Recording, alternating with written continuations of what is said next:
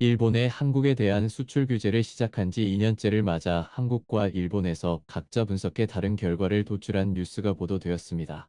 외국인들이 갑론을 박 중입니다. 어느 나라의 뉴스가 더 설득력이 있는지 살펴보겠습니다. 한국 뉴스 내용입니다. 일본의 수출 규제 2년. 반도체 관련 새 품목 가운데 불화수소의 대일 수입액은 6분의 1로 급감했고, 불화폴리이미드는 대체 소재 채택으로 대일 수입이 없어졌다.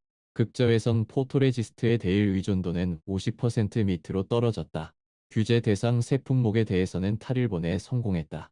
일본 내에서도 수출 규제가 과연 누구를 위한 것이었냐며 복잡한 심경으로 바라보고 있으며, 일본 업체의 수출을 자국 정부가 규제하다 보니 업체의 수익 악화는 물론 아예 한국으로 넘어가 생산 활동을 하는 사례가 늘어나고 있기 때문이다라고 보도되었습니다. 다음은 일본 뉴스 내용입니다. 탈일본을 진행하면 아이러니하게도 세계가 탈한국. 일본 정부가 한국으로의 수출 관리 강화를 발표한 지 2년. 한국에서는 과격한 반일 불매 운동이 전개되어 일본 제품이 자취를 감췄다고 했지만 지금 한국에서 대일 수입이 급증하고 있다.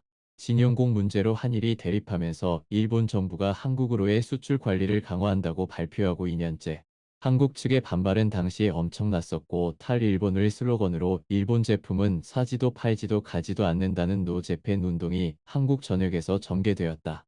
가전이나 자동차, 주류, 의류와 화장품 등 모든 일본 제품이 불매의 표적이 되었다. 그러나 그로부터 2년이 지난 지금 기류가 크게 바뀌고 있다. 확실히 한국의 대일 수입액은 잠시 떨어졌지만 최근 다시 급증하고 있다. 2021년 1월부터 5월까지 대일 수입액은 2조 4천억 엔을 초과했다. 전년 동기 대비 20% 증가했다. 그 결과 한국의 대일 무역 적자는 1조 1,100억 엔을 넘어 이전의 일본 의존 상태로 돌아가고 있다. 구체적인 예를 들면 일본 맥주의 수입은 2년 전에 비해 90% 감소했지만 지금은 회복세로 돌아서고 있다. 2021년 4월의 여론조사에서는 한국인의 60%가 코로나가 잠잠해지면 일본에 가고 싶다라고 대답하고 있다. 반일 불매 운동은 쉽게 끌어오르고 젊은이들의 일시적인 트렌드에 불과했던 것이다. 또한 불매 운동에 참여하고 있던 것은 소비자뿐이었다. 한국에 주재하고 있는 일본의 대형 기계 제조업체 직원의 말에 의하면 원래 소비자가 아닌 일본 기업의 제품을 취급하는 한국 기업은 처음부터 불매 운동의 영향을 받지 않았고 일본이 경쟁력을 가진 산업은 지금도 일본에 의존할 수밖에 없다라고 한다. 이를 뒷받침하듯 한국의 일본으로부터의 부품이나 소재 등의 수입액은 2021년 1월부터 5월까지 1조 5천억 엔을 넘었고 전년 대비 15% 증가하고 있다. 원래 한국은 내수 시장이 작기 때문에 소재 부품을 수입하여 이를 가공해서 반도체 등의 완제품의 형태로 수출하는 무역 구조로 되어 있다. 물론 문재인 정권은 2년간 이러한 소재 부품 장비 분야의 국산화를 진행하고 탈일본을 강조했다.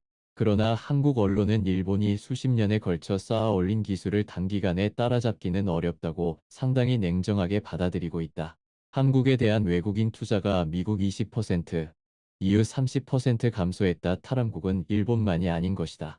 확실히 코로나의 영향은 있었겠지만 한국 언론은 기업의 경영자를 엄격하게 규제하는 법률이 속속 한국에서 제정됐기 때문에 외국인의 투자 기피 요인이라고 보도하고 있다. 불매운동으로 한국이 자국 경제의 목을 조르는 결과가 된 셈인 것이다.